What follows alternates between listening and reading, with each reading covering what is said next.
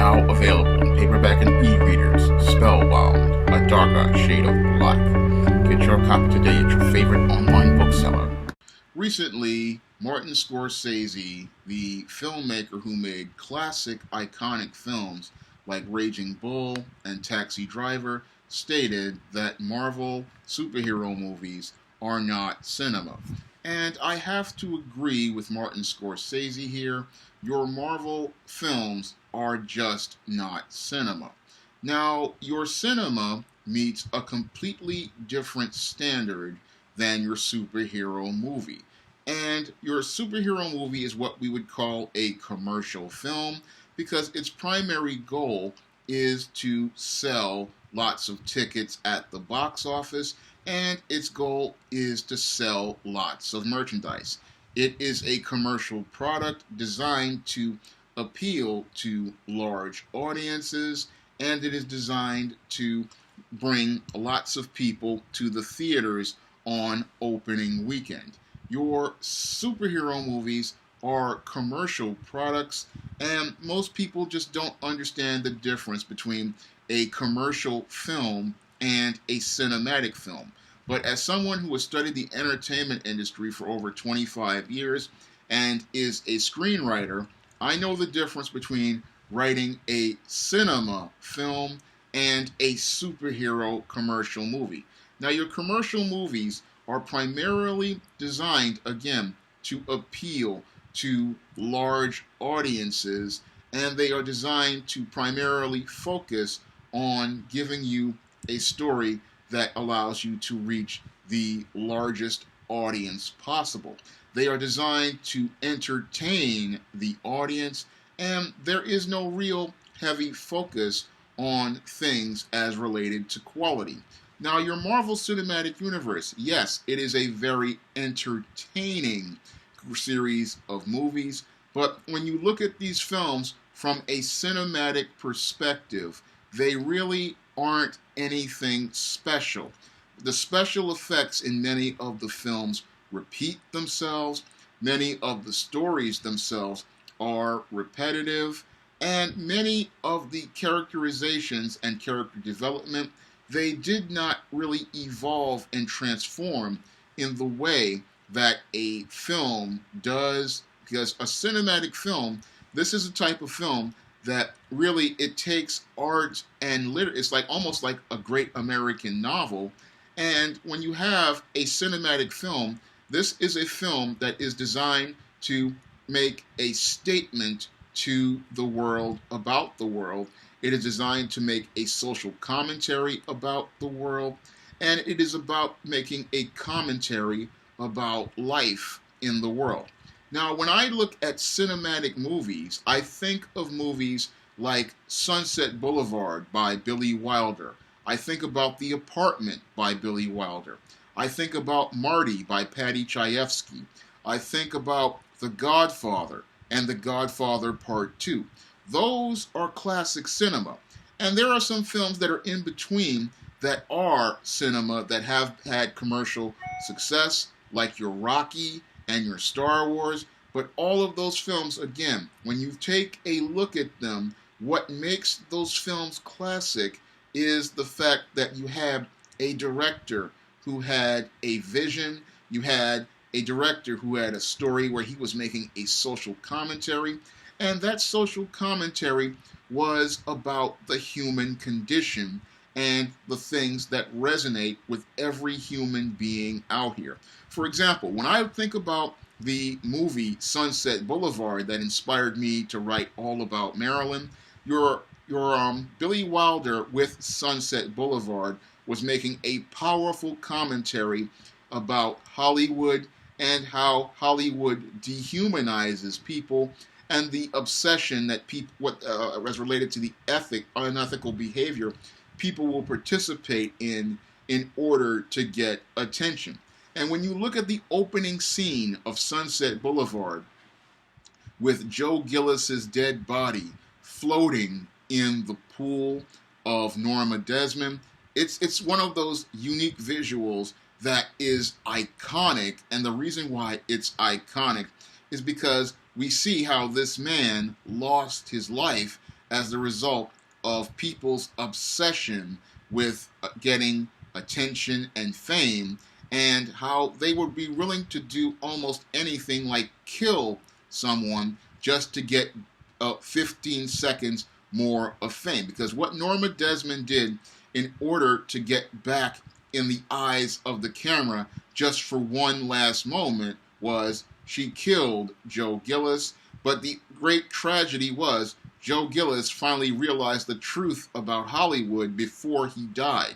Now, your Joe Gillis finally realized that people in Hollywood were nothing more than sharks, and literally he was about to lose his soul with the compromises he had made. So he was looking to leave Hollywood, but before he could leave, with understanding the truth, your Norma Desmond shot and murdered him so that he could not leave to tell the truth, because your Joe Gillis, he used to work for a newspaper, and what she did was kill him so that he couldn't tell the truth about Hollywood, and that so she could get the last few vestiges of attention for herself. So that film had a powerful social commentary about Hollywood, just like Marty had a very powerful commentary about love. Now, your Marty, which is considered one of the greatest American pieces of cinema in American history, your Marty was about this Bronx butcher who was being shamed into falling into the Madison Avenue Hollywood standard of just getting married for the sake of getting married. But then he decided to just go out and go his own way, and he found the woman that was right for him. But he almost let people with their peer pressure make him let go of a great woman. But by the end of the movie, he winds up getting back with that great lady.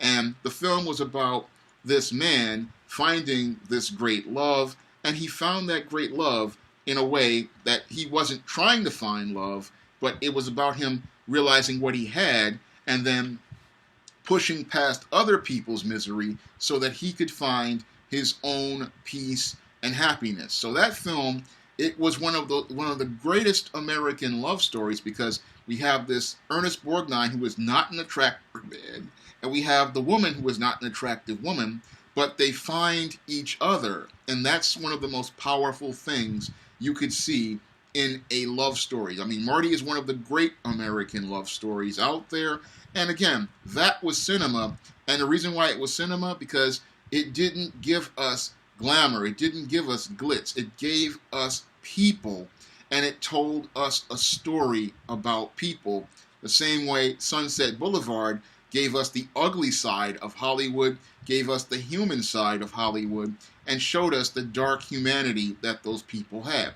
Same thing with The Godfather. A lot of people look at The Godfather and they focus on the story about the mafia, but no, The Godfather was not a story about the mafia, it was a story about family.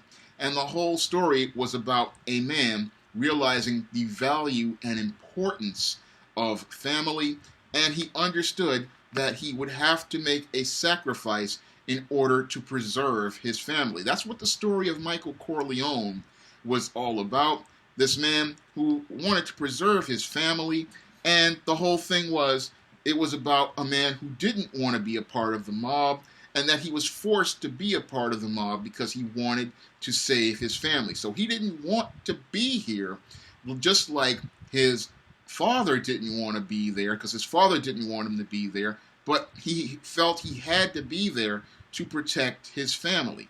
Now, The Godfather Part 2, which I consider to be superior to even The Godfather, showed us the contrast between your Don Corleone and your Michael Corleone, and the choices that they had to make, and it showed us why these men did what they did, and the pain that it went through. Because a lot of people, they romanticized the mafia, but The Godfather showed us the humanity of these people.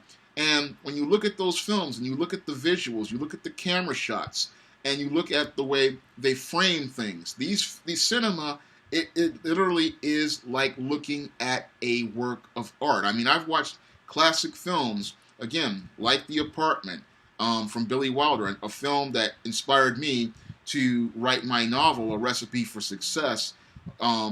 Billy Wilder's The Apartment showed us the dark side of corporate America, and the efforts people use to try to get themselves ahead. Because Jack Lemmon's character, what he wanted to do, he was letting these executives use his apartment to have these affairs, but then he finds out that one of the women that was having an affair with one of these bosses, she was damaged as a result of one of these affairs, and it makes him look at corporate America and getting ahead and realizing that how he's setting himself back.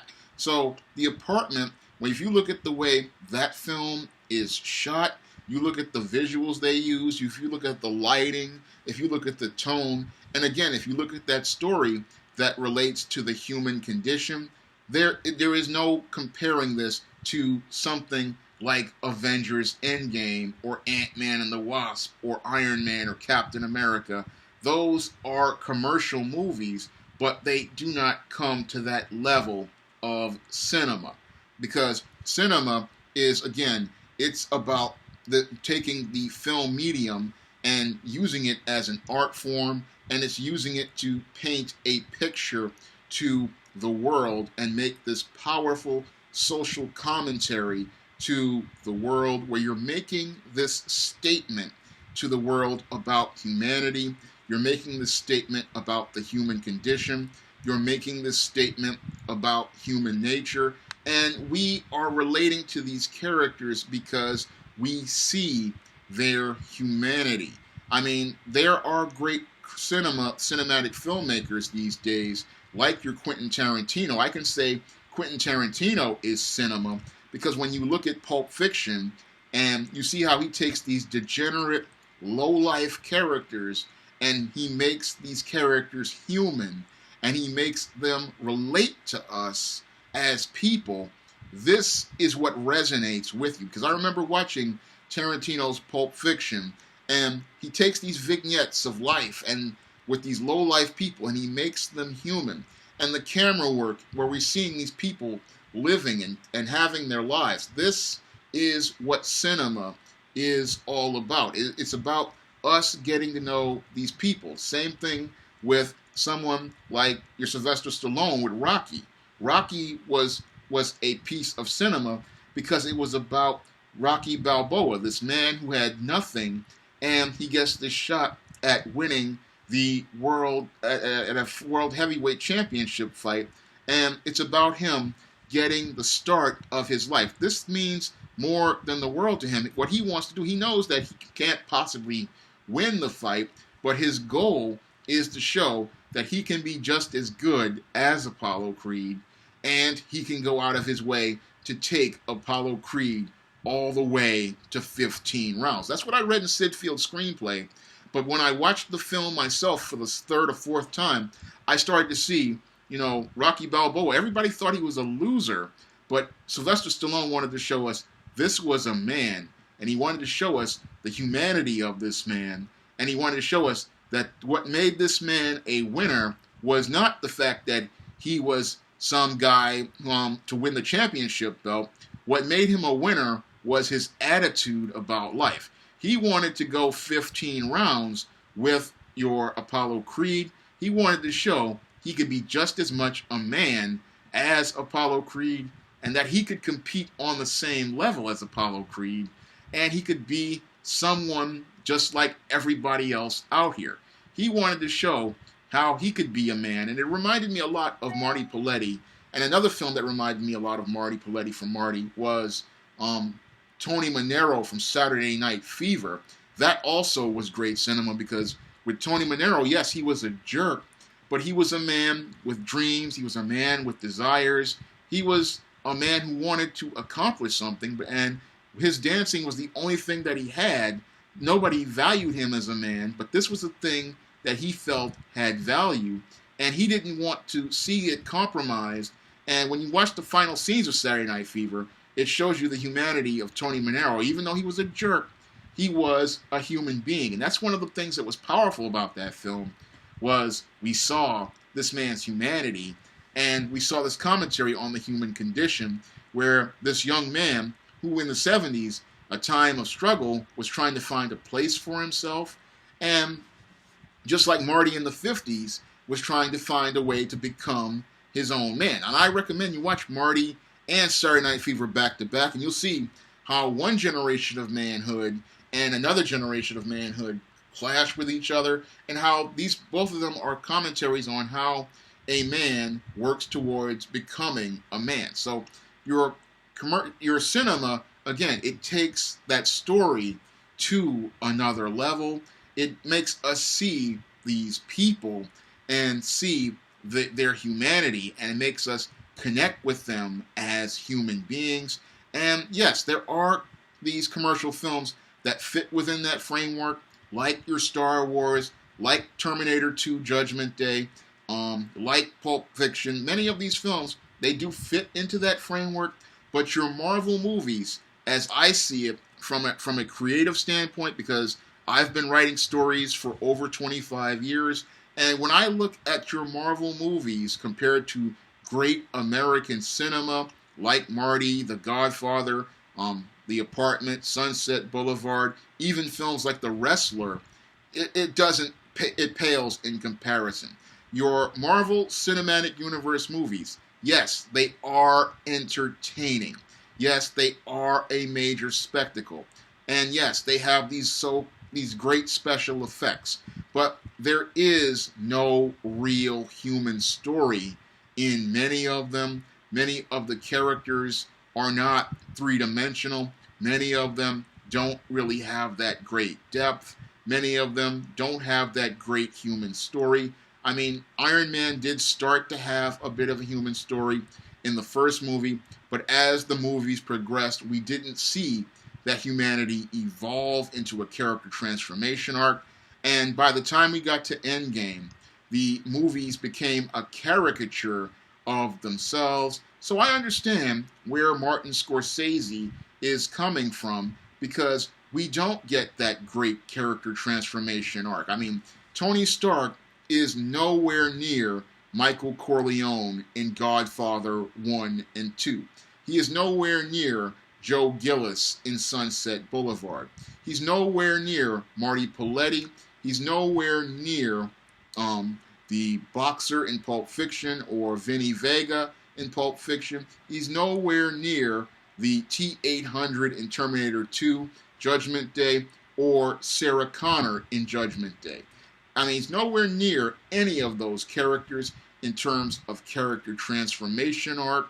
He's nowhere near character development as related to a character. When I look at these Marvel Cinematic Universe movies from a story standpoint, they are incredibly weak stories overall compared to great cinema.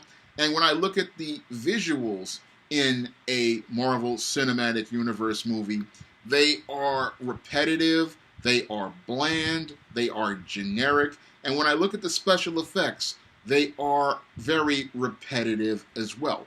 When I look at your original Star Wars trilogy as related to special effects, and when I look at Terminator 2 Judgment Day, a film that is practically almost 25 years old, I see far better utilization of special effects in Terminator 2 Judgment Day than I did in Avengers Infinity War or Avengers Endgame. When I look at Terminator 2 Judgment Day, those special effects still look fresh to this day. And when I look at Star Wars, the original 1977 version, and Empire Strikes Back and Return of the Jedi, though the use of special effects there are far superior to anything I've seen in most Marvel Cinematic Universe movies, because when it came down to those movies, it was about the story. I mean, even movies like Superman 1978, where we were made to believe a man could fly, it resonated with people because we saw a great story there. And the same thing with Batman 89 and your Batman Returns. We saw that connection there with those stories as related to the characters, and the special effects didn't get in the way. But when I look at your Marvel Cinematic Universe movies, yes, they are like a theme park in many ways. Yes, it's very exciting and entertaining, but when you watch this film on a repeat watch, like I have with Captain America Civil War, and many other films, I don't really see anything as related to great cinema. I don't see anything like a Terminator 2 Judgment Day, where those special effects literally just they make the movie better because the story itself was about people. Your Marvel Cinematic Universe movies, we don't get that story about people. We don't get that connection to people. We don't get to see that commentary on the human condition in Marvel Cinematic Universe movies. So to say that a Marvel Cinematic Universe movie is great cinema, that's one of the greatest lies you could ever tell someone, because your Marvel Cinematic Universe movies, they are commercial films. They are designed to entertain.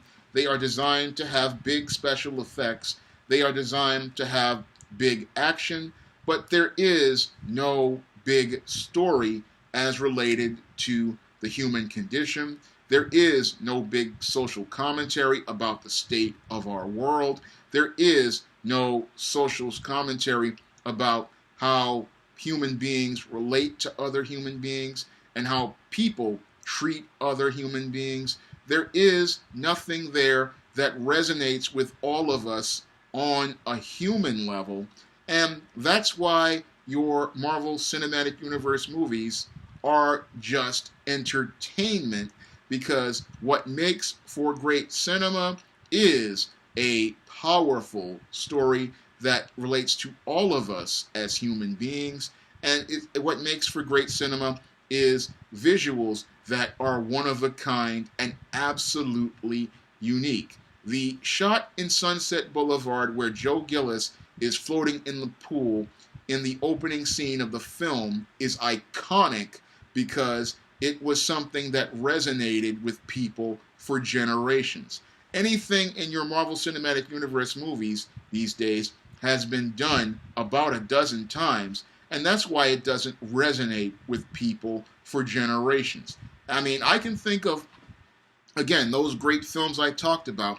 Each of them have a visual in them that literally stays with you to this day and has been copied and satirized and presented over a dozen times in other forms of media, because the visuals in that film, they are absolutely unique. They are literally like paintings. I mean, if you look at some of the visuals in some of these great American pieces of cinema, they literally are like looking at paintings and looking at fine art, because the frames that are used to shoot that film, literally, the way the director frames the shots, it makes you look at these people's lives, and it's like you're going to be there with those people and experience what those people are. I mean, when you look at The Godfather, it's literally like taking you back to that time of Michael Corleone, and it makes you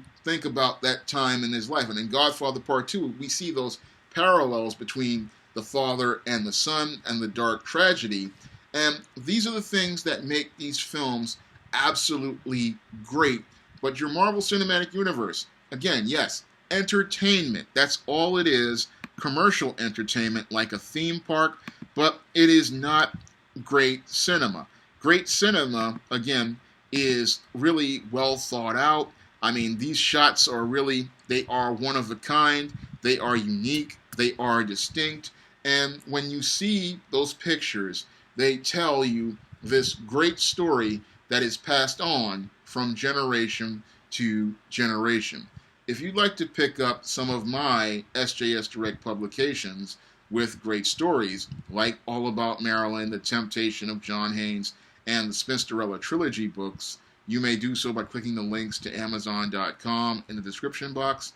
And if you want to help me make more videos like this, you can donate to my Patreon, my PayPal, and my Cash App by clicking the links in the description box. That's all I have to say for this video. You can comment, rate, and subscribe.